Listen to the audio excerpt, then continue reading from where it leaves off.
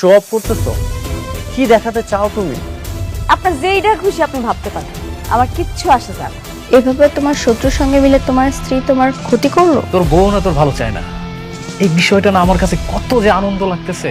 আমি আর সহ্য করব না, আজকে এর বোঝাপড়া হবে। আমাকে ধ্বংস করার জন্য নিজের ইজ্জতটা ব্যবহার না করলেও পারতে। আমি তোমাকে ডিভোর্স দিতে চাই।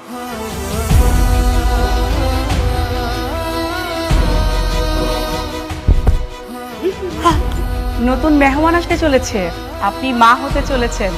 পেটে বাচ্চা থাকলে নাকি স্বামী স্ত্রী তালাক হয় না। কোনো না কোনো ব্যবস্থা তো ঠিকই করতে হইবে। বস্তিতে থেকেও এত অ্যাডভান্স, আমি ছাড়াই সন্তান।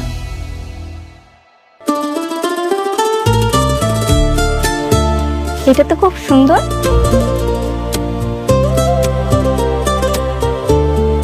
এটা তোমার পছন্দ হয়েছে? হ্যাঁ।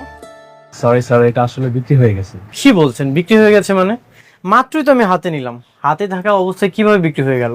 আসলে স্যার, আপনার আগে একজন কাস্টমার এটা নেবেন বলে কনফার্ম করেছে। আমি এখন এটা প্যাক করব। এটা কত টাকায় সেল করেছেন? শাড়িটার দাম 2000 টাকা। 2000 টাকা? ঠিক আছে, আমি আপনাকে 10,000 টাকা দিচ্ছি। দেখেন, এটা আমার ওয়াইফ পছন্দ করেছে, যে কোনো মূল্যেই হোক এটা আমি নিতে চাই। আসলে স্যার, সবকিছু তো টাকা দিয়ে কেনা যায় না, তাছাড়া এটা অন্য কাস্টমার নেবেন বলে কনফার্ম করেছে। কে নিয়েছে? ওইটা আমি নিছি।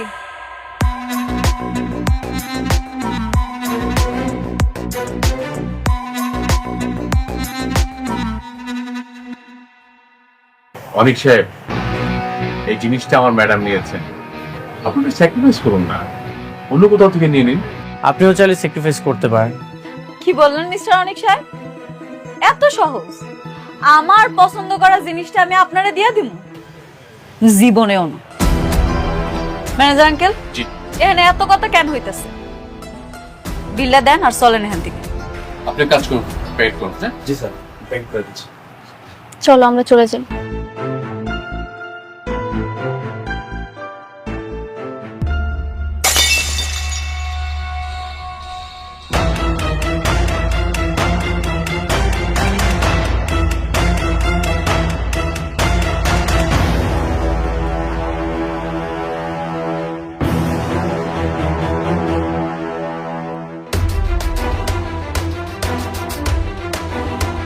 সরি, আমি আসলে বুঝতে পারিনি। আচ্ছা, এটার প্রাইস জানি কত? স্যার 2000 টাকা। ভাই, এটা রাখেন।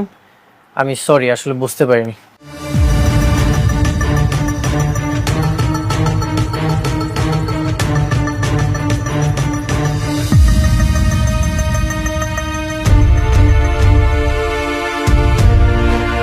চল।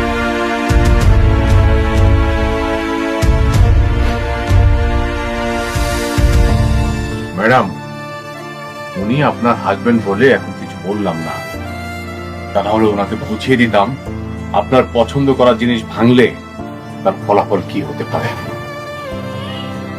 যা হয়েছে বাদ দেন, চলেন এখান থেকে।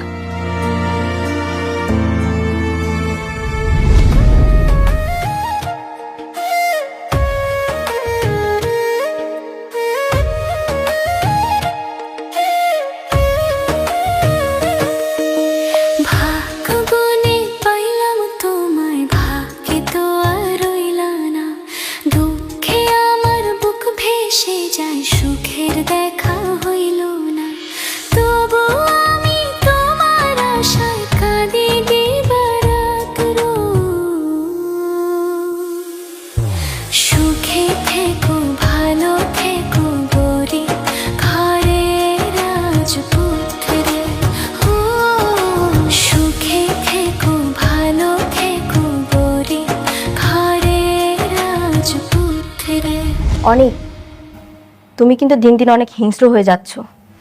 তোমার মন মানসিকতা খুব বাজেভাবে পরিবর্তন হচ্ছে। কেন? তুমি ওটা তাকে দিয়ে দিলেই পারতে, সেটা আমিও নিতে পারলাম না, উনিও নিতে পারলো না। যেটা হয়েছে খুব ভালো হয়েছে। তোমার পছন্দের জিনিসটা যদি আমি দিয়ে দিতাম, তখন তুমি আমাকে বলতে প্রথম ওয়াইফ, এই জন্য আমি দিয়ে দিয়েছি, কিছুই বলিনি। আমি মোটেও এরকম মেয়ে নই। এখন তো বলতেছো, যদি নিয়ে যেত তখন ঠিকই বলতে। আসলে কি জানো, এক বউ কখনো অন্য বউকে দেখতে পারে না। তার মানে কি তুমি এখনো তাকে বউ ভাবো? আচ্ছা বাদ দাও তো, তর্কতর্কি না করি, যা হওয়ার তা তো হয়ে গেছে। আর তোমার পছন্দের জিনিসটা তো আমি অন্য কাউকে নিয়ে যেতে দেইনি। ঠিক আছে, বাদ দিলাম।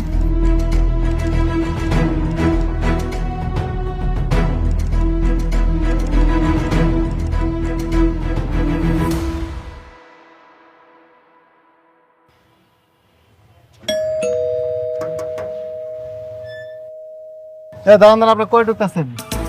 দেখা তো ঢুকতে তো হয় না, অনুমতি নিয়ে আসেন। আরে বাবারে, কার অনুমতি নিয়ে আসুন? এইখানে আমার ছেলের বউ চাকরি করে, আমি তার সঙ্গে দেখা করতে আসছি, আর তুমি আমার বলো অনুমতি নিয়ে আসতে? ফাইজলামি করো মিয়া। শোনো, আমার বৌমারে বইলা তোমাদের সবার চাকরি কিন্তু একেবারে নট করে দিমু, তখন বুঝবা। হ্যাঁ, দরজা খোলো, খোলো দরজা।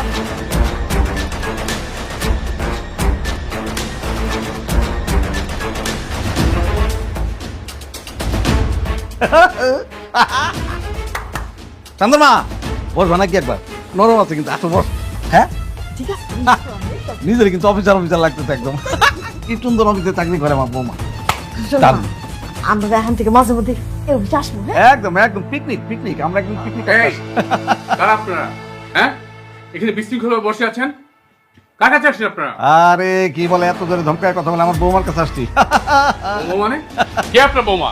আমাদের বৌমা হচ্ছে অনেকের বউ।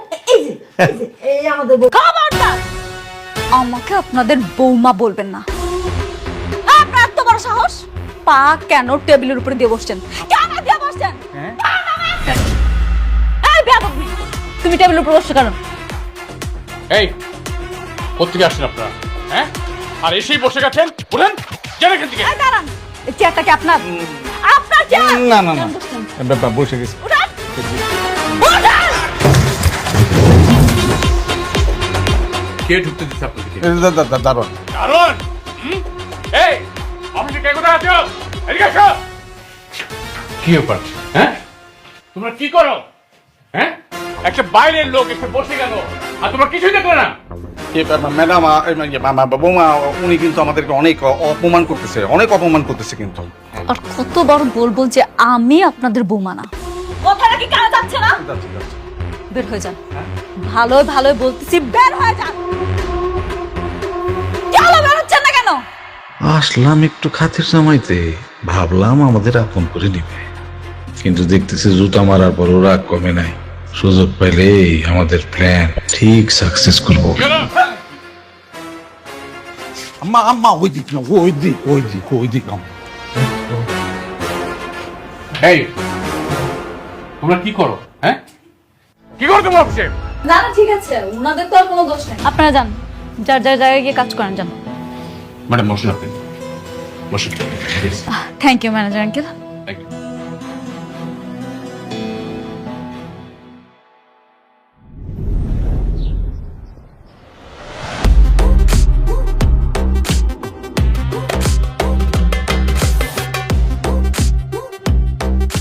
ম্যাডাম, এটা হচ্ছে ওদের প্ল্যানটা, আপনি বুঝতে পারছেন তো? মানে টোটাল এইটা। অসুবিধা নেই, আপনি আছেন তো। হ্যাঁ ঠিক আছে, রাখেন। রাতুল সাহেব, এই যে আপনি যে প্লটগুলো দেখছেন না, প্রত্যেকটা প্লটের ভিন্ন ভিন্ন ডিজাইনের বিল্ডিং হবে। আপনি ব্যাপারটা বুঝে নিয়েছেন তো? হ্যাঁ, আমি বুঝতে পেরেছি। আর আমরা সামনে গিয়ে মেইন গেটের ডিজাইনটা একটু দেখবো, কারণ ওটা একটু চেঞ্জ আছে। আচ্ছা, ঠিক আছে ম্যাডাম, আপনি তো অনেক হাঁটাহাঁটি করেছেন, আপনি বরং গাড়িতে গিয়ে বসুন, আপনার শরীর খারাপ করবে। না না, কোনো অসুবিধা নেই, আমি ঠিক আছি। কেন, কি হয়েছে আপনার ম্যাডামের? ম্যাডাম মা হতে যাচ্ছেন। মা হতে যাচ্ছে? কি বলেন ভাবি, আমি তাহলে আঙ্কেল হতে যাচ্ছি? তাহলে তো এটা একটা খুবই আনন্দের সংবাদ। আপনি এই সংবাদটা আমাকে আগে জানাবেন না? কেন আপনার জানাম কেন? আপনি আপনার কাজে কাজ রাখেন, আপনার এত কিছু জানতে হবে কেন? কি যে বলেন ভাবি, আপনি আমার বন্ধুর স্ত্রী, আর এত বড় একটা প্রজেক্ট আপনি আমাকে দিয়েছেন, তো আমার একটা দায়িত্ব আছে না? আমার উচিত সবাইকে মিষ্টি খাওয়ানো। বললাম না আপনি আপনার কাজে কাজ রাখেন, কথা কি শুনতে পান না? রাতুল সাহেব, আপনি একটা বিষয় নিয়ে বারবার বিরক্ত করছেন কেন? হ্যাঁ, ঠিক আছে, আপনার থাকেন। ম্যাডাম চলুন আমরা যাই।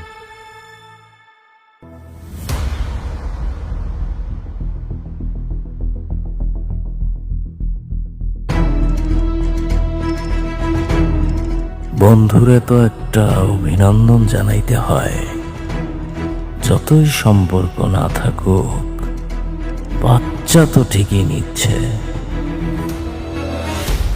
ও মাই ফ্রেন্ড, কংগ্রাচুলেশন। কি ব্যাপার, তুই নির্লজ্জের মতো আমার বাসায় আসছিস কেন? আরে এসব কি? আরে বন্ধু, আমার শুধু শুধু রাগ করিস, এত রাগ করিস কেন বন্ধু? আমি তোর জন্য একটা সুসংবাদ পেয়েই তোর জন্য মিষ্টি নিয়ে এসেছি। আরে তুই তো আমার বন্ধু, তুই তো আমার কাছের বন্ধু, তোর একটা সুসংবাদ আর আমি তোর জন্য মিষ্টি নিয়ে আসবো না, এটা কি হয় বল? এই, তুই এখনই আমার বাসা থেকে বের হয়ে যা। দেখছেন ভাবি, ওনার সবসময় শুধু রাগ করে, অন্তত আপনি গ্রহণ করুন এই সুসংবাদের মিষ্টিটা। কিসের সুসংবাদ? আরে সুসংবাদ আপনাকে দিব আমি, কি এটা কি দাঁড়াই দাঁড়িয়ে দিব? একটু বসেন না, বসেন প্লিজ। ওহ, তুই কেমন বন্ধু বলতো? এত বড় একটা সুসংবাদ তুই আমার কাছ থেকে আড়াল রেখেছিস। ভাবি, ও তো মা হতে যাচ্ছে। কে মা হচ্ছে? কেন, তোর প্রথম স্ত্রী মেঘলা।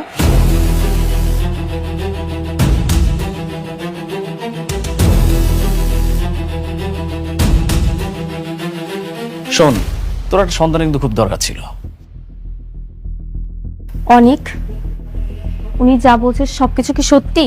বৃষ্টি, তুমি কি বলছো এসব? ও যা বলছে সবকিছু মিথ্যা, বানোয়াট গল্প। তোমার আর আমার মধ্যে ঝামেলা সৃষ্টি করতে যাচ্ছ। আরে ঝামেলা কেন হতে যাবে? আমি তো মেঘলার নিজ মুখে শুনেছি ও মা হতে যাচ্ছে। এই যে যেমন আমাদের বৃষ্টি ভাবি ছোট মা হতে যাচ্ছে, আমাদের বৃষ্টি ভাবিকে ছোট মা করে ডাকবে। কত সুন্দর ব্যাপার না? আমাকে আঙ্কেল আঙ্কেল বলে ডাকবে, আর তোকে বাবা বাবা করে ডাকবে। তুই বাবা হতে যাচ্ছিস, এত সুন্দর একটা, কত সুন্দর একটা নিউজ, সেটা তুই হারা রাখছিস। রাতুল, আর একটা যদি উল্টাপাল্টা কথা বলিস তোর কিন্তু খবর আছে। তুই দেখছস তুই কতটা ভাগ্যবান? তোর যখন কোটিপতি থেকে রাস্তার ফকির বানাইলাম, তুই কি করলি? বৃষ্টির মতো একটা খোরা মেরে বিয়ে করলি, 1000 কোটি টাকার মালিক। আর এখন এই মুহূর্তে তোর প্রথম বউ শালিমা বিল্ডার্সে আছে, 10,000 কোটি টাকার মালিক। তোর তো শুধু টাকা টাকা টাকা টাকা। শোন, আমি বন্ধু হিসেবে তোকে ছোট্ট একটা পরামর্শ দিই। তোর প্রথম স্ত্রীর যে সন্তানটা আছে না, ওটাকে নিয়ে সেই সংসারটা টেকা। কংগ্রাচুলেশন। আমি একটা বন্ধু হিসেবে তো এর থেকে ভালো উপকার করতে পারবো না। তুই এখন আমার বাসা থেকে বের হয়ে যা, বের হয়ে যা। আরে রাগ করতেছিস কেন? আমি তো চলে যাব, কিন্তু শোন, আমার এই চলে যাওয়াই কিন্তু শেষ না। আমি আবার আসবো, বারবার আসবো। আর তোর সন্তান হওয়ার মিষ্টি দরকার হলে আরেকবার নিয়ে আসবো। ভালো থাকিস।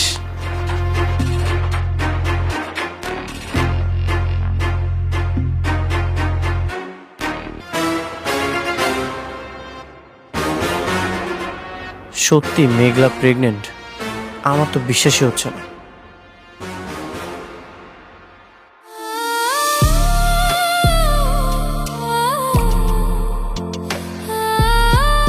বৃষ্টি, প্লিজ কান্না করো না।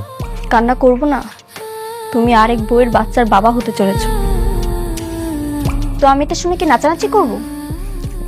দেখো, রাতুল তোমাকে কি নাকি বলেছে, সেটা শুনে তুমি আমার উপর রাগ দেখাচ্ছ, এখানে মন খারাপ করে বসে আছো। আমি তোমাকে বারবার বলেছি তুমি ওকে ডিভোর্স দিয়ে দাও। তুমি কি ওকে ডিভোর্স দেবে না? হ্যাঁ, আমি তোকে ডিভোর্স দিয়ে দিব। আমি অলরেডি ওকেও বলেছি আমি ওর সাথে কোনো সম্পর্ক রাখতে চাই না। তাহলে বাচ্চার কথা এলো কেন? আর বাচ্চা যদি না হয় তাহলে রাতুল জানলো কিভাবে?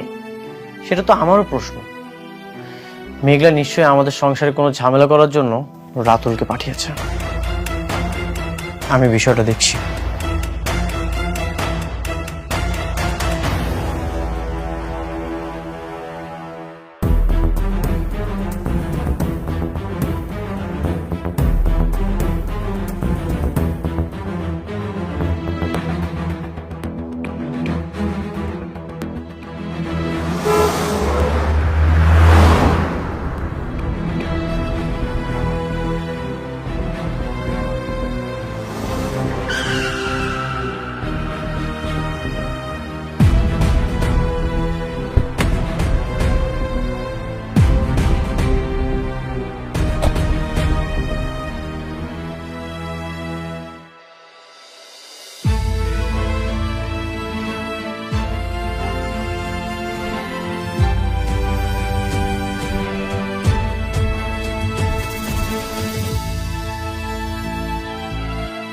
তুমি প্রতিদিন এদিক থেকে যাওয়ার সময় ভাবি এখানে আমি কখনোই আসবো না, কিন্তু তুমি মাঝে মাঝে এমন একটা কাজ করো, বাধ্য হয়ে আমাকে এখানে আসতে হয়। তুমি আইছো কেন? আমি তোমার আইতে কইছি? আমার বড় টেন্ডারটা তুমি রাতুলকে দিয়ে দিয়েছো, কোনো সমস্যা নেই, এটা তোমার একান্ত ব্যক্তিগত ব্যাপার। কিন্তু তুমি রাতুলকে দিয়ে আমার সংসারে কেন আগুন জ্বালাচ্ছ? কি চাও তুমি? সংসার? তোমার সংসারে আগুন জ্বালামো আমি? অনেক বিশ্বাসঘাতকতা তুমি করছো, আমি তোমার সাথে করিনি। হ্যাঁ, আমি বিশ্বাসঘাতকতা করেছি। তাহলে কেন রাতুলকে দিয়ে আমার বাসায় মিষ্টি পাঠালে? কেন বলেছো আমি বাবা হতে যাচ্ছি? কেন এসব মিথ্যা নাটক সাজিয়েছো? আমি কোনো মিথ্যা নাটক সাজাইতেছি না, আমি সত্যি সত্যি প্রেগনেন্ট, আর আমার গর্ভের সন্তান তোমার। কি? হ্যাঁ, এবারও পারলে তোমার চাচা চাচিরে কইও আমার পেটের সন্তানটা এসে নষ্ট করে দিতে। তুমি সত্যি প্রেগনেন্ট? এক কথা আমি আর কতবার কম। হ্যাঁ, আমি অন্তঃসত্ত্বা, আর এর বাবা তুমি, মিস্টার অনিক সাহেব। আপনার কি আর কিছু জানার আছে? মনে হয় নাই। আপনার চলে যান, কালকে সকালে আমার অফিসে নিয়ে যান।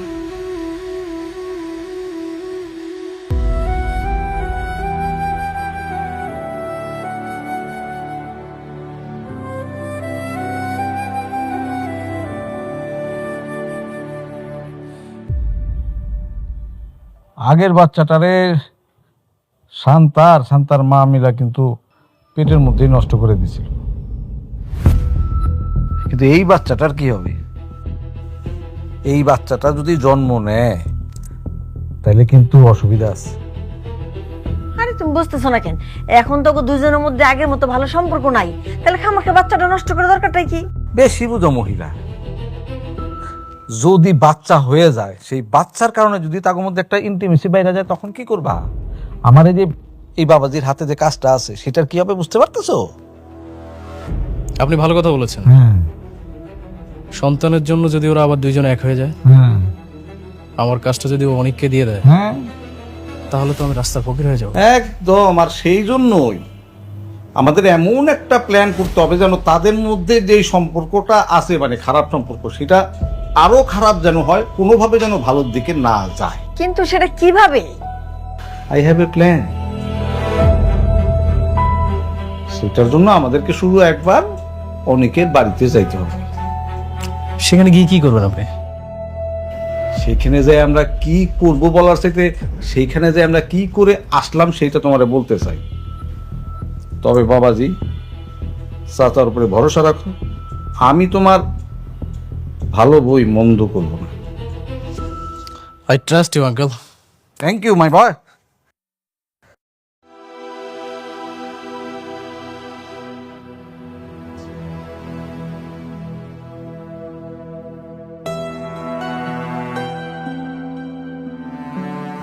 কি ব্যাপার, অফিস থেকে এসে এখানে বসে আছো কেন? এমনি। মেঘলার কি খবর? ও কি সত্যি সত্যি মা হতে চলেছে?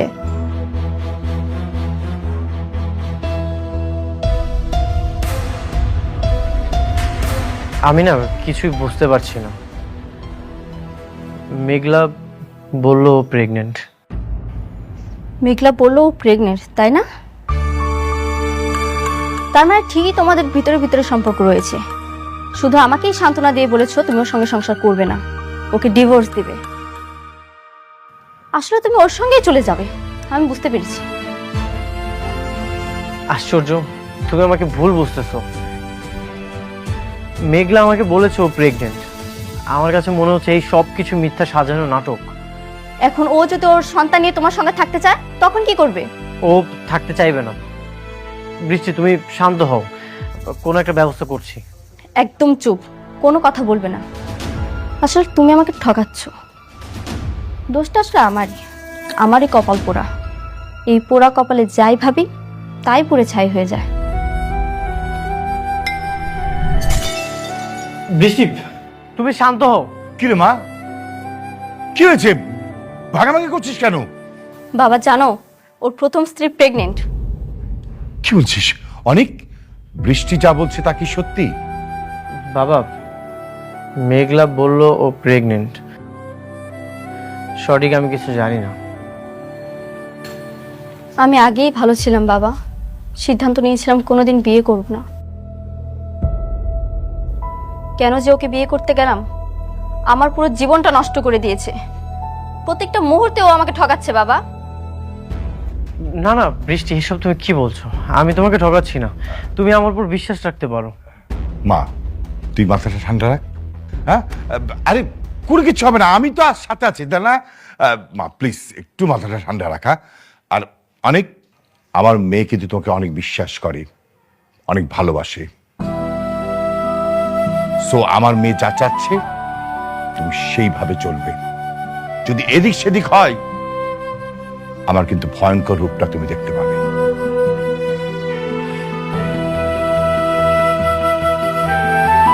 বৃষ্টি, বিশ্বাস করো আমি কিছুই জানি না। আমার সাথে অবশ্যই কোনো না কোনো চক্রান্ত হচ্ছে।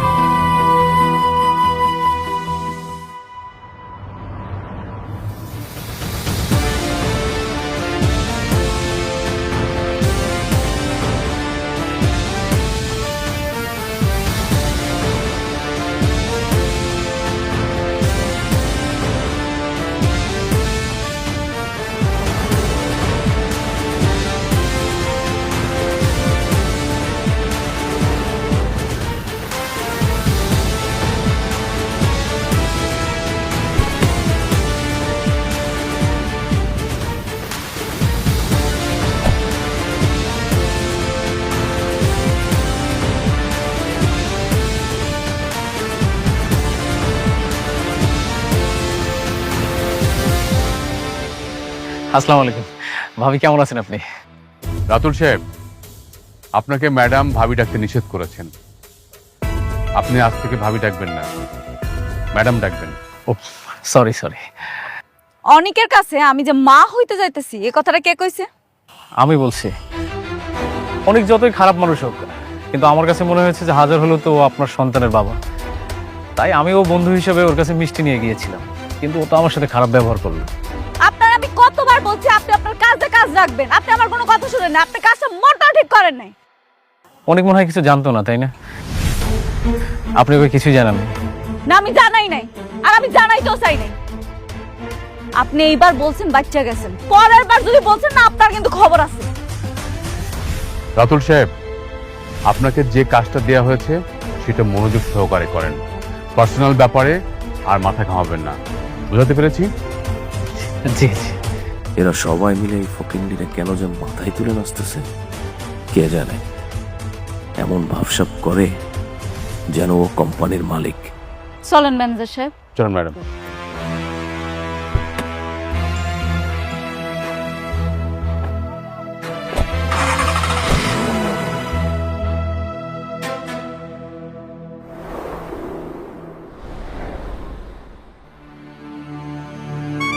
বাবা বাবা বাবা, আপনারা নির্লজ্জের মতো আমার বাসায় কেন এসেছেন? রাগ করো না, আমার রাগ করো না। মানে হয়েছে কি, আমরা কিন্তু এখানে থাকতে আসছি না। আমরা জানি যে আমরা তোমার প্রতি অনেক অন্যায় করছি, কিন্তু এবার না, অপকার না, আমরা তোমার উপকার করতে আসছি। হ্যাঁ, উপকার? আপনাদের কোনো উপকার আমার লাগবে না, আপনারা এখন এখান থেকে চলে যান। না না, আমরা চলে যেতেছি, ও চাইতেছি, কোনো টেনশন করো না। কিন্তু আমরা খালি আসছি তোমার একটা খবর দেওয়ার জন্য। যতটুকু শুনলাম তোমার বড় বউ নাকি গর্ভবতী। জানি না। জানবা কেমনে?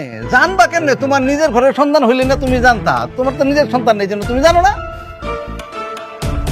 মানে খুব সহজ, মানে খুব সহজ। তার পেটে যে বাচ্চাটা আছে সেই বাচ্চাটার বাপ অন্য কেউ, তুমি না। হ্যাঁ, কি বলতেছেন? তাহলে এই বাচ্চা কার? আরে শোন না, রাতুলের কাছে শুনলাম তোমার বউ আজকাল নাকি নাইট ক্লাবে যায়, আর অনেক পুরুষের সাথে উঠা বসা আছে, তারপর টাকা পয়সার কোনো অভাব নাই। এমন ওই বাচ্চার বাপ যে কেডা তোমার বউ নিজেও তো জানে না।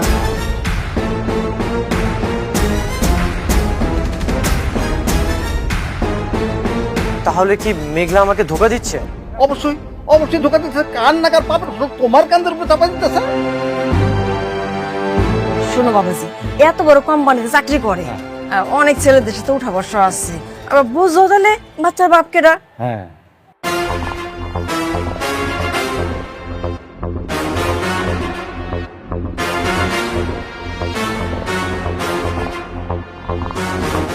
কেন যেমন গরিব ফকিনের ঘরে বিয়ে করলা ঠিক বুঝতে পারতাছি না। এই একটা ভালো কাজ করছো, ওরা রাইখে তুমি যার একটা বিয়ে করছো, একদম ঠিক কাজটাই করছো।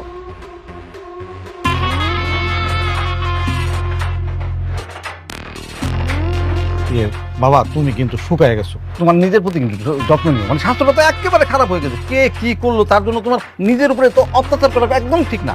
আর শোনো, যে কোনো দরকার এই চাচারে ঠাস করে একটা ফোন দিয়ে দিবা, আমি কিন্তু সব সময় তোমার জন্য আছি। আমি তাহলে আসি। তোমার চাচা ঠিকই কইছে, ফোন দিও।